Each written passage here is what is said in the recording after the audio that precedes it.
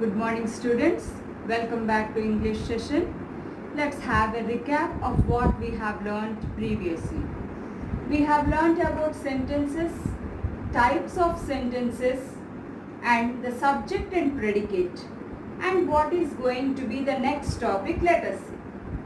He kept the book on the table. He is the subject of the sentence. Kept the book is the predicate of the sentence. And what is this part on the table? What is this part?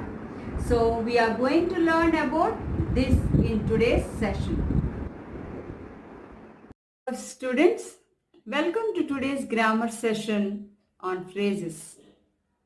Before getting into the topic, let's go through the example given here. Here is an example. My grandfather goes for a walk every day. Every day he goes for a walk, but at what time? That specific time is not mentioned. So here I am going to add a group of words to make the sentence more meaningful.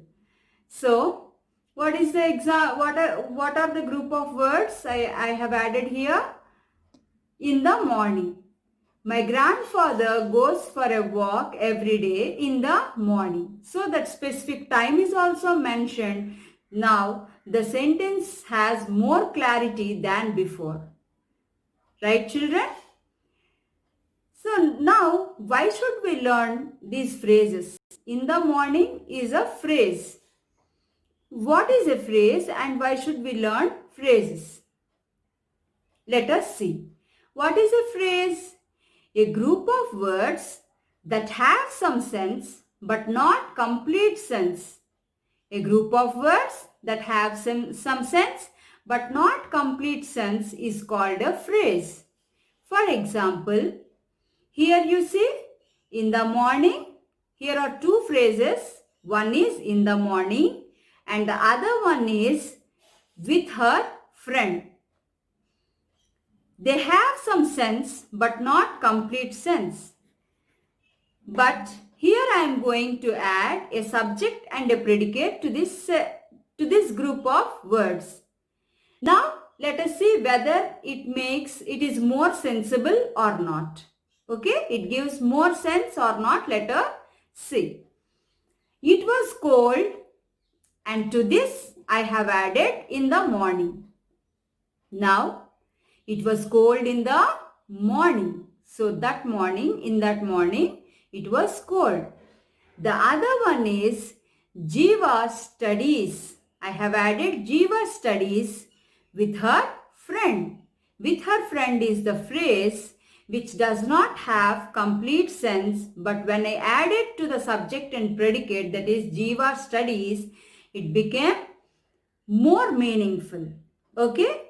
Now let's move on to the next slide and know what is a phrase and what are the uses of these phrases, and let's know more about these phrases also.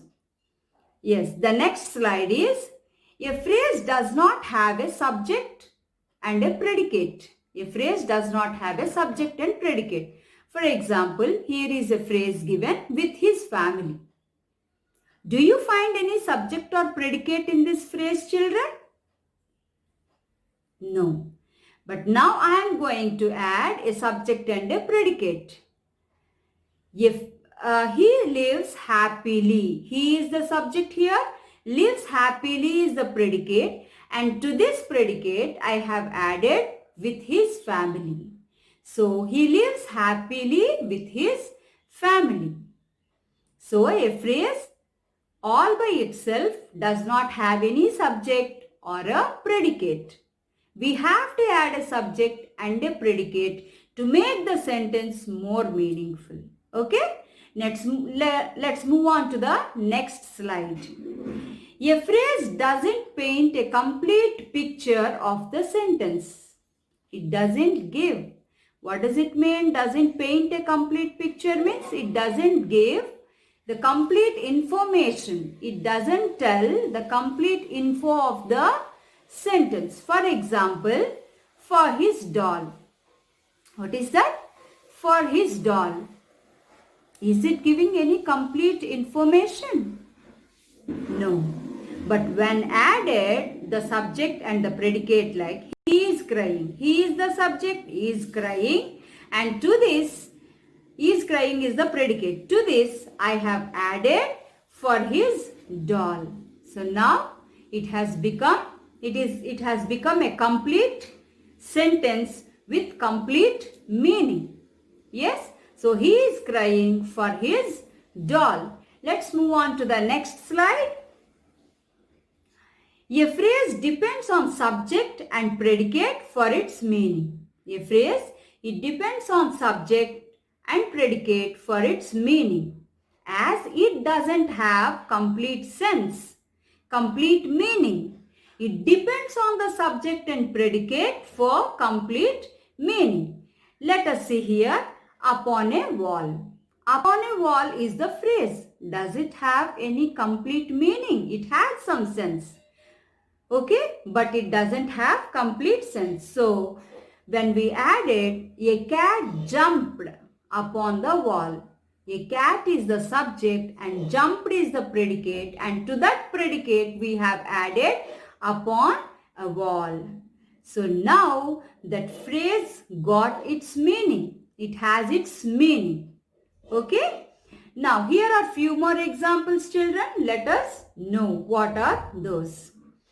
A bird perched on a branch of the tree. A bird perched on a branch of a tree. Here are two phrases. One is on a branch and the other one is on a tree. And one more example. Ashish along with his father or Ashish along with his parents went to a park. A phrase can also be placed in the middle of the sentence also. Along with his parents is the phrase here. So we placed it in the middle of the sentence. That is right after the subject. What is the subject there? Ashish. Yes.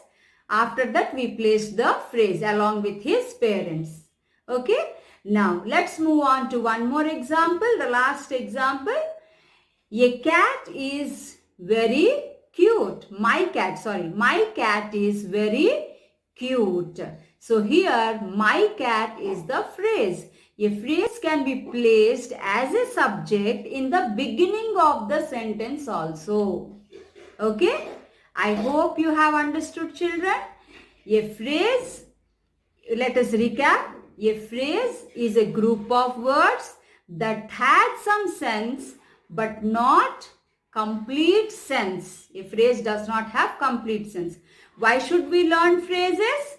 To give the complete picture of a sentence, to give the complete meaning of the sentence, to give more information to that sentence, we add phrases. For that, we should know how to identify the phrases and what are phrases and what to be added.